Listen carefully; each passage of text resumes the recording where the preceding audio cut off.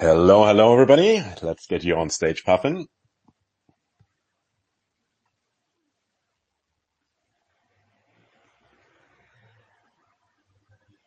Okay, you can let me know if the audio quality is well on my end. Hey, working perfectly, right from the get-go. Awesome. Yeah, the technology man. Am I audible as well, I take from your response? Yeah, very good. All right. Yeah, it is fluctuating quite a bit. Still the old hardware, but yeah, apparently Twitter is more kind to my setup today. Yeah. So I'm also just with the webcam microphone here because I do not have better setup at the moment. So I hope it's all working good. So let's press our thumbs. Yeah. I noticed as well that if you spend a lot of money on a high-end microphone, it doesn't really translate well to Twitter anyway. So yeah, speaking into your headset or your webcam, it really doesn't make a big difference here on Twitter. So we have Rusty Robot Country Club popping up as well. Let's get you on stage too. Yeah, Patrick, remind me, where are you calling from again? So where I'm calling from, like where I'm right now, like Yeah. physically. Okay. So yeah, I'm at the moment in Indonesia, so actually in Bali, but I am a German guy. So yeah, we are all international. We are all on Right, different right. parts of the world. Okay, Right, Right. that rings a bell. Hello there. good morning, good afternoon, good night, depending on which part of the world you are exactly. I'm actually in Argentina at the moment, so we're spread all over the place. Hey, yeah, tuning in with great mic quality. I think we are juggling the time zones quite well. Probably going to have a big boost in people listening after the Euro daytime is over. But yeah, I think we are still missing somebody to join from the Koda account. Is that right? Yeah, exactly. So we're still waiting for Adam, who will join us. He will join with the Coda account. So let's wait a few minutes. There he is. There he is. Speak of the devil. All right. Now, if it is possible to get 3 people right on stage, wow. Nah, just for me, the Coda account just popped up as a speaker, now back as a listener. Let's Yeah, try I that see one that. more time. I'm here, if you can hear me. Yeah. Aha. Awesome. All right. Cool. Then I think looks complete. We have everybody on stage. Yeah, considering that we have 4 people, probably a good idea to mute the mic when we are not speaking. Otherwise, I can tell somebody is sitting on a squeaky chair already. So, yeah, and then everything should play out just fine. All right, cool. So got a bunch of people in here. Welcome everybody. Good time to kick it off. So let me start with an introduction for everybody that is listening in on Buildsphere here for the first time. So this is the format where we want to give the community access to the dApps that are populating the IOTA EVM. At the end, we will have a chance for everybody to get on stage, ask a question. If there is any comment, any question you want to direct at the team, we will have an opportunity for that at the end. And if you have a project that you want to see featured here on Buildsphere, then please find the original tweet and you will find a Google form in the comments, and that is where you should apply. All right, I'm your host, Jonathan, and with that, I'd say let's get right into it and start off with a round of introductions. Yeah, I'll throw the ball to the Koda account first, and yeah, I'll let you guys figure out the order from there. Sure, thanks. I'm Adam. I help out with kind of biz dev, legal stuff and partnerships at Coda. I've been knocking about the Web3 space for about 7 years now, mainly working in digital identity and digital transformation. I've been in IOTA for more than half of that. I've done a lot in this ecosystem as well. I co-wrote the IOTA NFT standard, the IRC 27. I was lead of the IOTA identity experience team, built the original IOTA wiki with Philo and Dr. Electron. Those guys have kind of taken that to the next level. It's freaking awesome now, like a Bible. And I currently actively consult for enterprise businesses, government organizations, and NGOs on loads of different stuff like digital transformation, tokenization, and Web3 in general. I'll probably hand over to Patrick here. Yeah, hi. So I'm Patrick or Pathan or Patrick or Pathan, whatever you want to call me. So I'm actually with IOTA since 2017 and with Web3 and crypto in general, like even much longer. So I just recently discovered a wallet, by the way, of my first Bitcoin transaction. That was 2012. Sadly, no Bitcoin on there anymore. So people might know me from the IOTA Discord or as the death of Infernal Uprising, from Tangleverse, from the ICCD, or one of the other projects I've been involved in or was involved in over all these years. And maybe some projects also I really cannot talk about. Yeah. And not long ago, I actually joined the RRCC with, joined Manuel and Adam on the RRCC and therefore also Coda. And in Coda, I'm actually responsible for everything token, blockchain, smart contract, backend. So basically all the nitty-gritty stuff. Yeah, and with Manuel, specifically Coda, this is what I'm doing with Manuel. Like we are developing Coda. He is our front-end dev, and I guess I will give it to him now.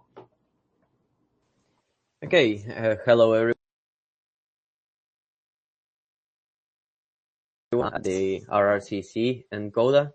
And I've been in Web3 since 2022, where I was playing around with digital identity, and then I joined the IOTA community when they did the DAO course. There was like a week long.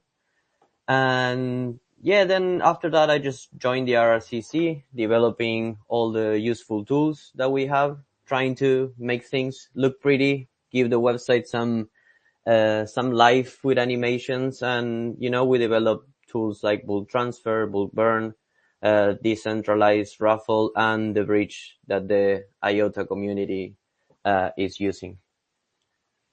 Awesome. Yeah, that worked like a charm to pass the mic around here. So a lot of OGs here working at RRCC and Coda. So I think it would be a good idea to, disentangle the relationship between RRCC and Coda a little bit. By the way, I've been practicing saying RRCC quite a lot. Let's hope that it sticks. You can call it the country club. That rolls off my tongue probably easier. Let's stick to that. Thank you. You're welcome. Yeah, please go ahead. Let us know a little bit about the country club and Coda. How do they play together? What is their relationship? Awesome. Okay, so I will do this. So first of all, just out of the get-go, like Coda and the RRCC are two different entities. Like Coda is a different legal entity, which is not legally connected to the RRCC. But let me tell a bit about the RRCC. So the idea behind the RRCC is that the RRCC is supposed to be like a greater good for the IOTA ecosystem. And also like Web3 communities in general. That's why, for example, we just recently developed a bridge-to-bridge Shimmer tokens, but basically just an interface for layer 0, but to bridge Shimmer tokens to IOTA and vice versa.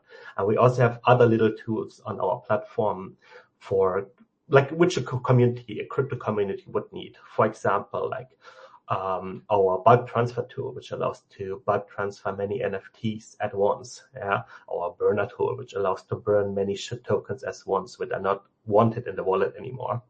So the idea behind the RRCC is that the RRCC is supposed to be accessible for everyone, and nothing is gated. You can see this in our apps. You do not need to own an RRCC NFT to do anything on our app.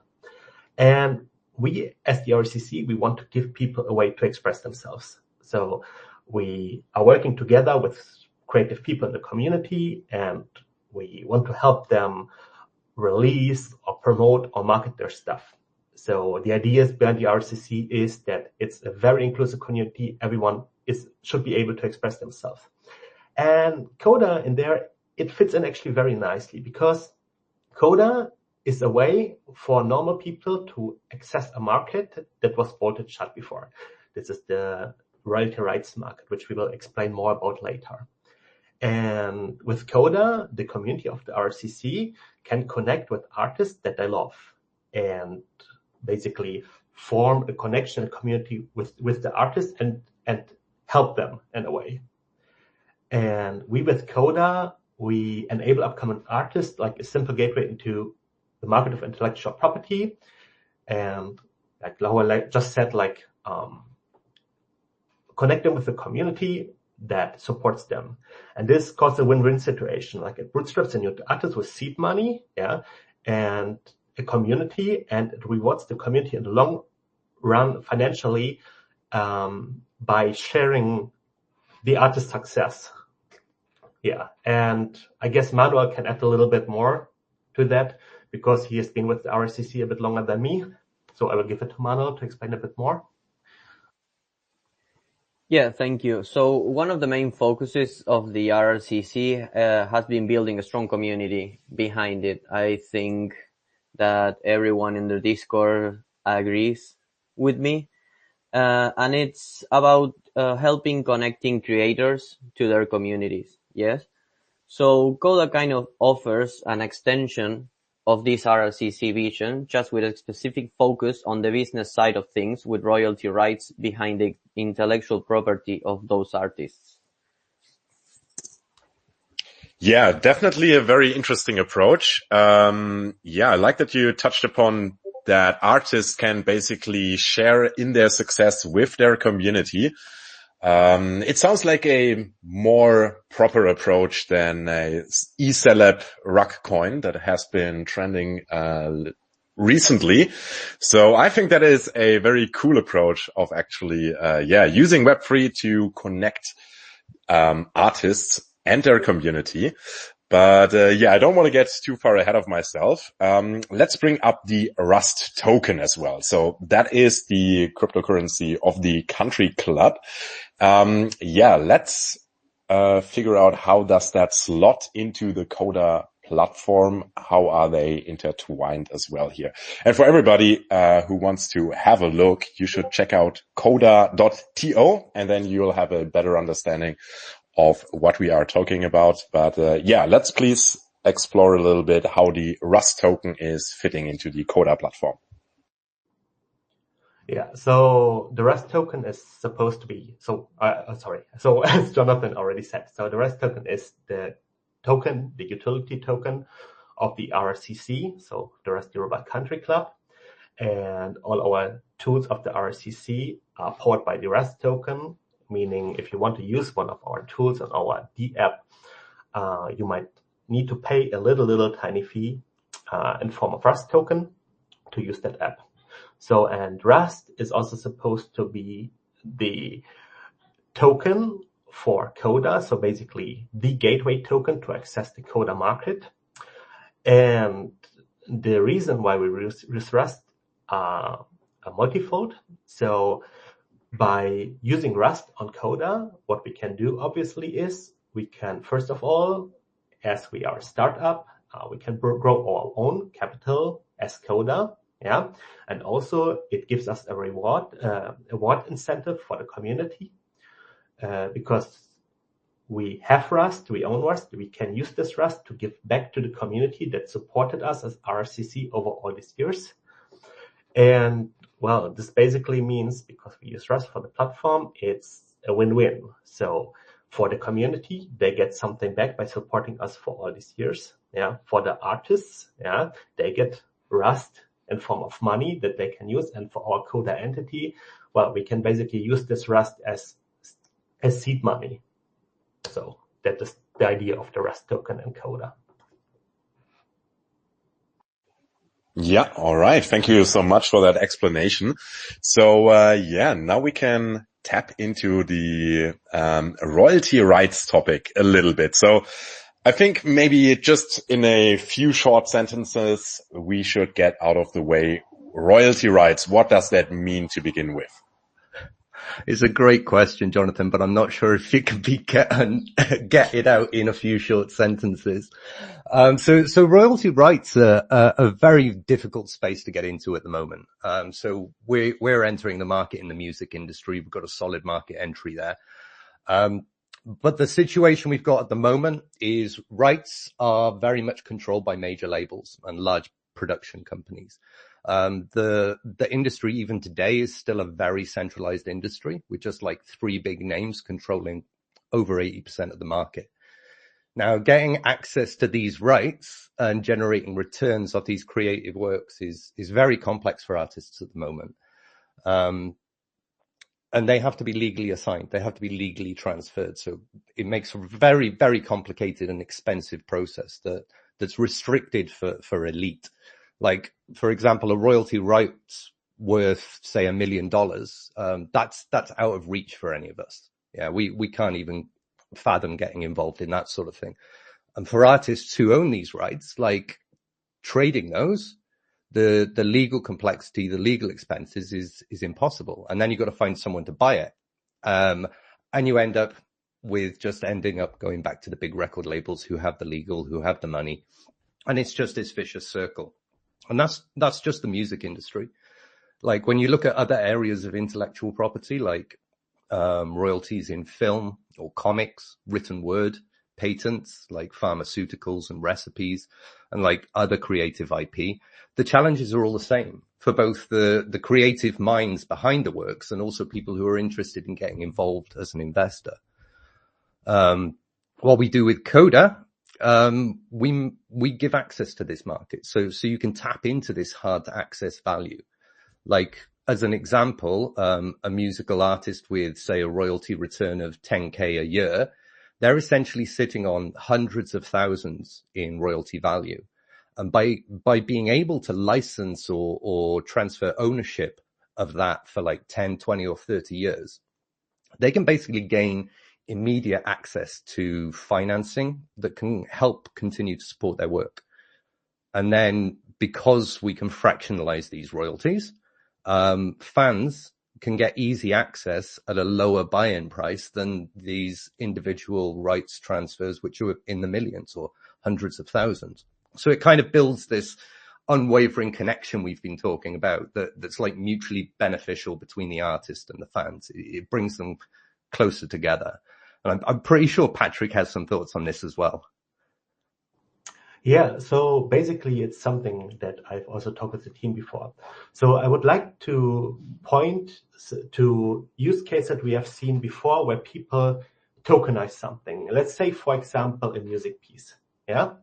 So what happened is, people took a music piece or something else, tokenized it. And what happened next is the market dumped, or the NFT craze stopped. Yeah.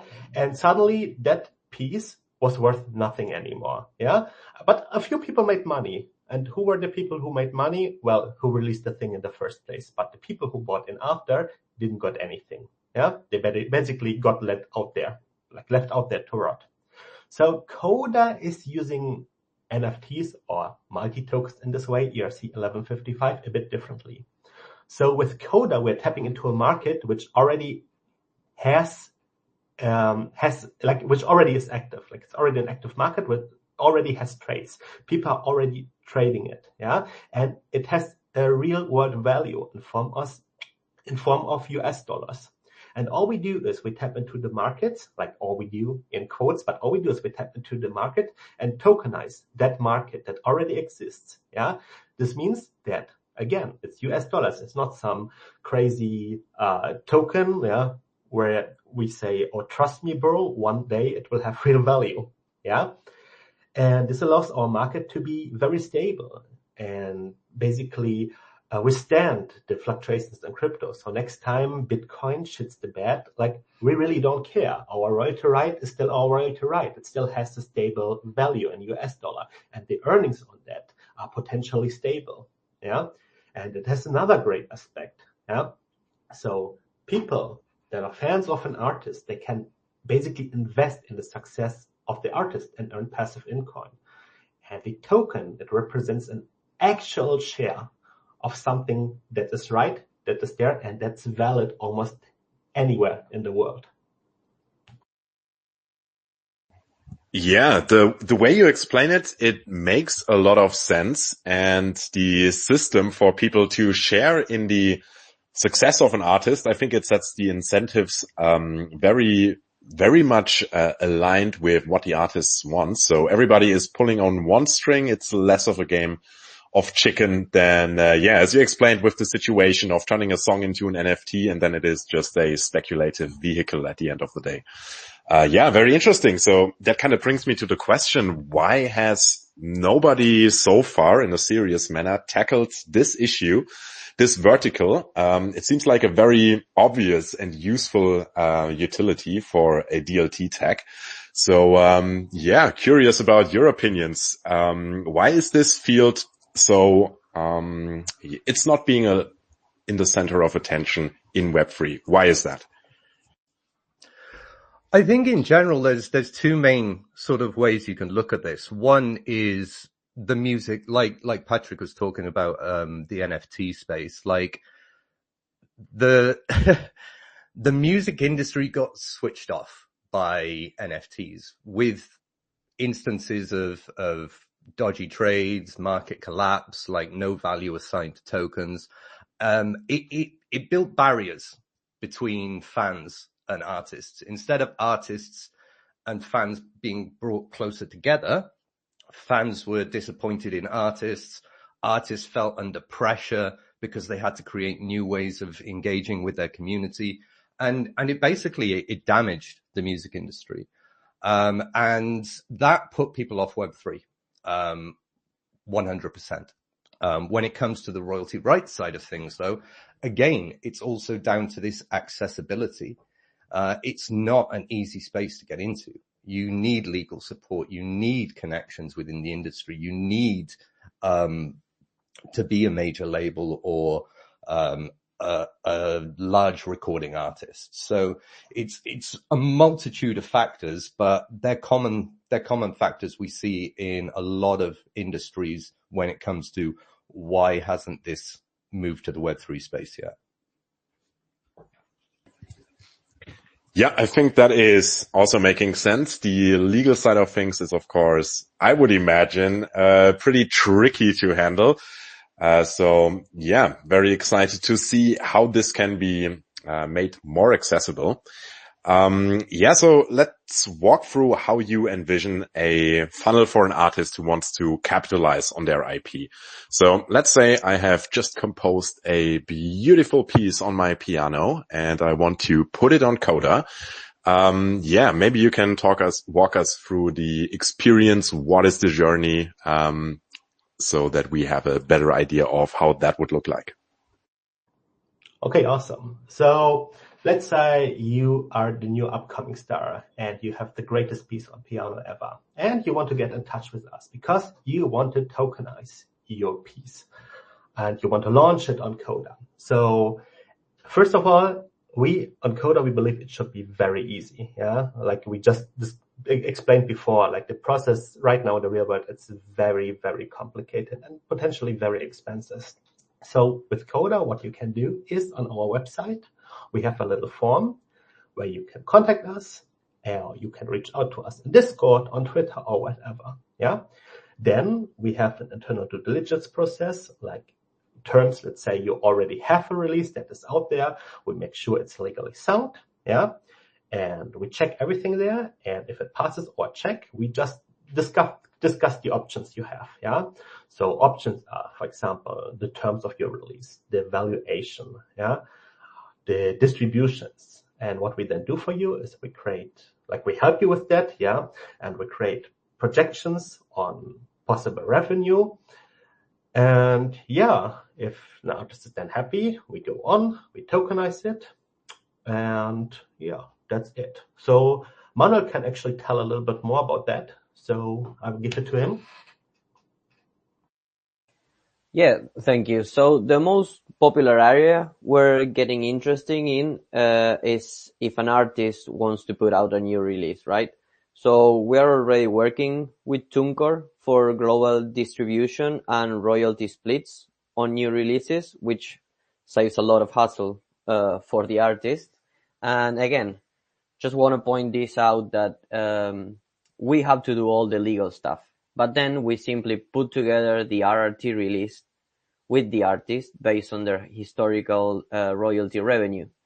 Once all of that is out of the way, we put together a release calendar and launch a plan with the artist to ensure the launch of their RRTs is visible on our app, and then run either an airdrop to the fans or specific communities like we have been doing with the RRCC community. We released a few songs, we distributed the royalties to the NFT holders. They could claim their royalties through the website, and we can also whitelist a sale or just open it to the public. So it's up to the artist. They can decide how to launch their music as well. I think it's very, very cool. Yeah, sounds easy enough. I'll be sure to let you know when my piano piece is finalized. But let's take the perspective of somebody that is, well, sharing in somebody's royalties. So how do you imagine the retail user funnel for that? And yeah, which game theory should one employ to really get the most out of buying into the royalties of an artist? Oh, game theory. So I love game theory, but I do not think game theory is really applicable here. Yeah.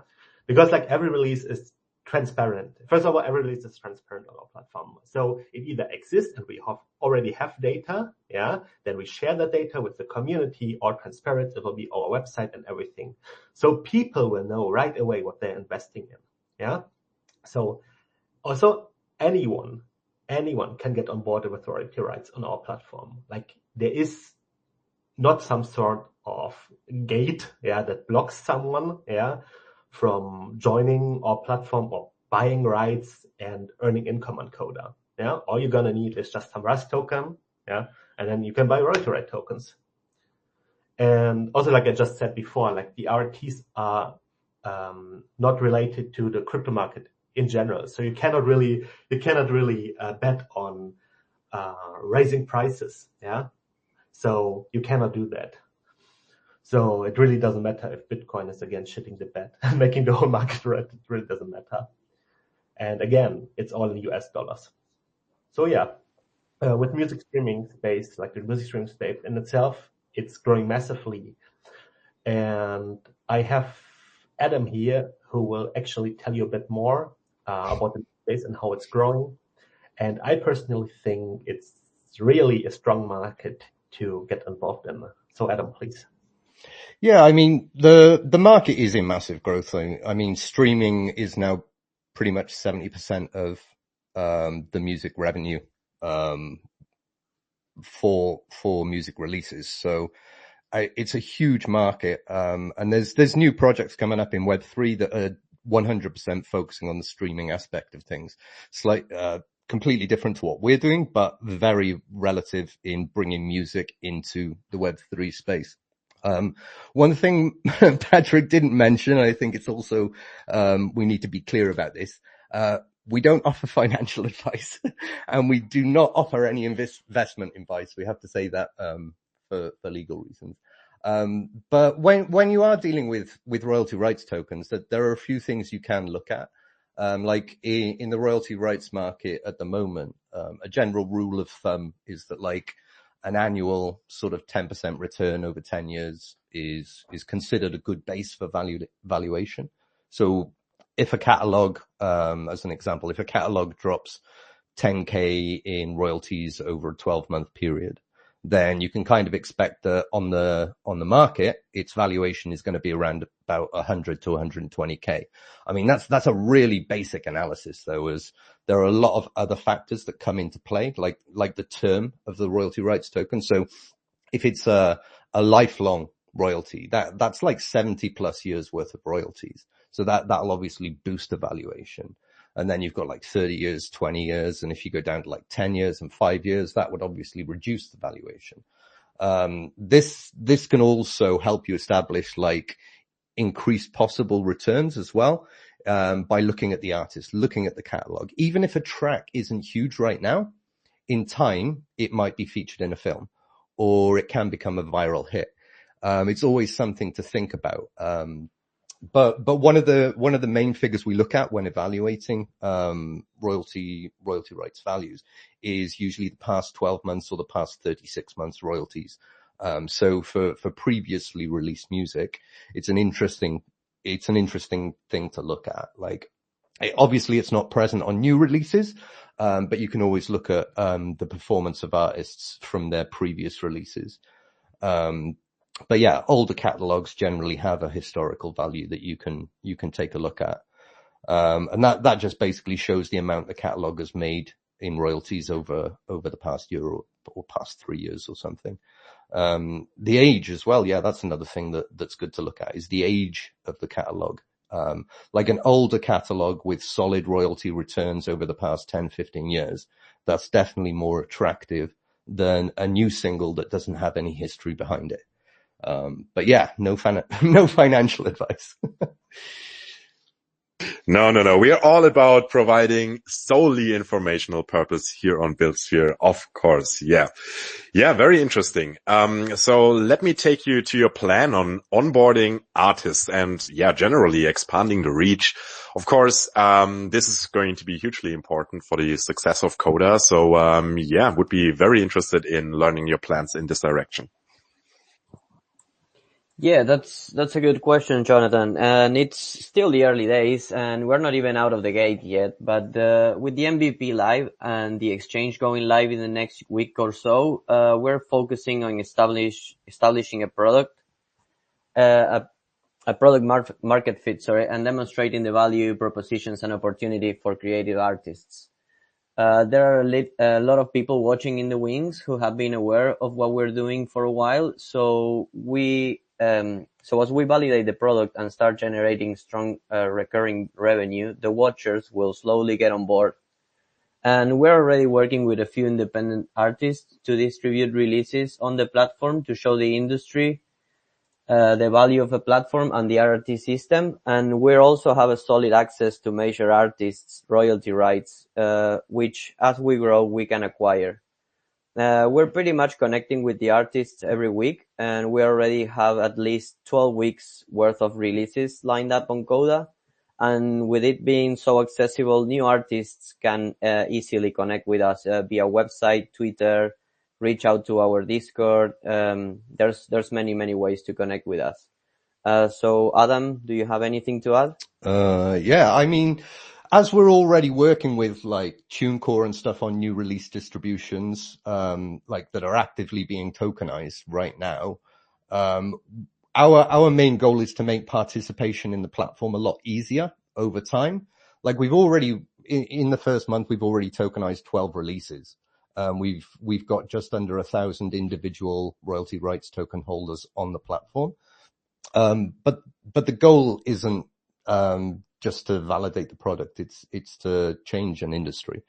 So our hope is to work with industry partners towards facilitating royalty distribution kind of directly from the distributors like TuneCore and CD Baby, ASCAP and BMI, get them paying directly into the smart contracts, which allows the entire system to then become fully decentralized with no intermediaries.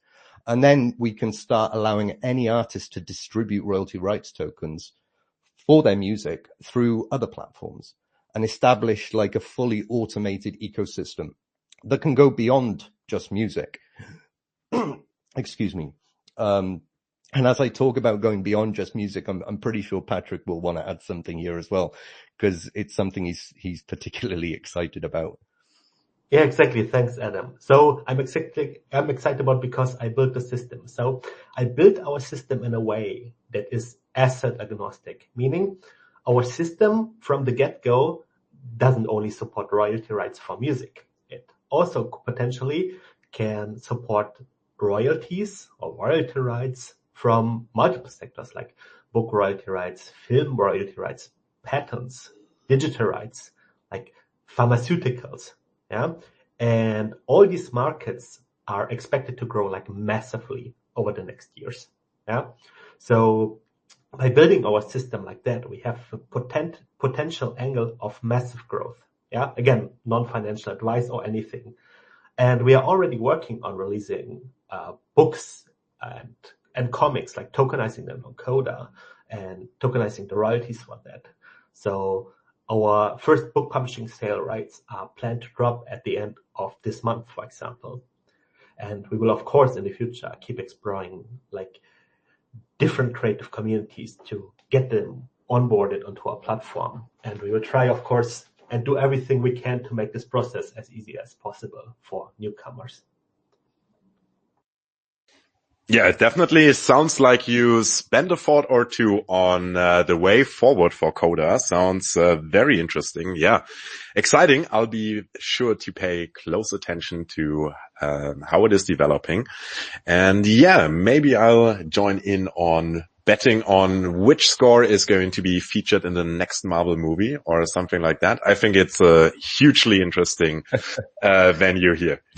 Awesome. All right. So we are close already over the 30-minute mark, actually. So if anybody here of the listeners has any questions, then please raise your hand and we'll get you on stage. So yeah, that just leaves me with trying to satisfy my personal curiosity here.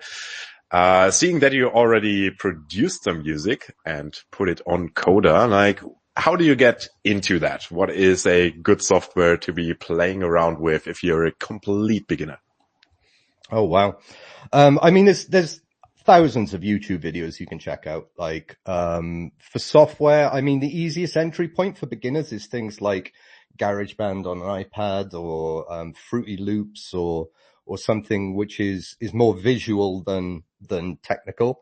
But then if you want to get more serious and stuff, I'd probably go for stuff like Logic and, Cubase. I use Cubase personally. For me, I've kind of always been into music. I was lucky. I grew up in a musical home. So I learned the piano and guitar and drums and started learning at like the age of 8. And I actually studied music technology and music law in college as well. So I've been involved in producing music on off for like 25 years now. Like, we all need a hobby, right? Right. Yeah, I probably missed that boat.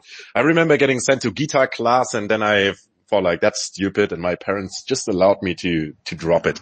Hugely regretting that. And, yeah, actually I've been playing around with Fruity Loops like very amateurishly. And then I thought that is absolute rocket science to get ahead of that. And, now I'm learning this is the beginner version. Yeah, well, Right. GarageBand's probably the easiest, but I mean, GarageBand is iPad, Apple.